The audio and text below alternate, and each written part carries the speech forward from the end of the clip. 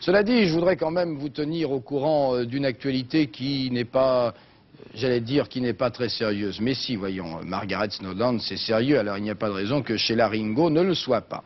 Vous le savez, hier, au cours du petit rapporteur, Jacques Martin et Stéphane Collaro ont évoqué le problème de la séparation de ces deux vedettes de notre show business à nous, qui n'a rien à voir avec le show business royal britannique.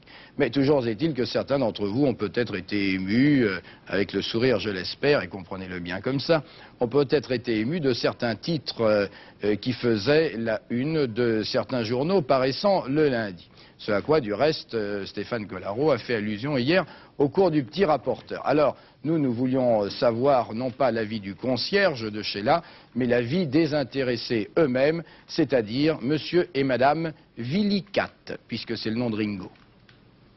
Vous nous apprenez quelque chose parce qu'on n'a pas regardé la télévision hier et il paraît que ça a été assez virulent.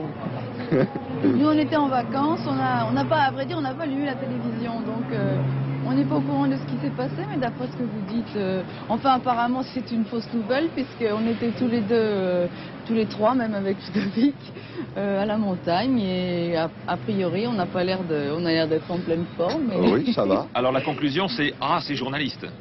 La conclusion, c'est que les nouvelles vont vite et elles sont souvent fausses. Oui, et puis c'est aussi que ça nous amuse beaucoup de lire notre vie privée dans certains journaux. Alors, on a l'habitude maintenant, le lundi matin, on achète le journal comme on sait ce qui se passe. Ouf!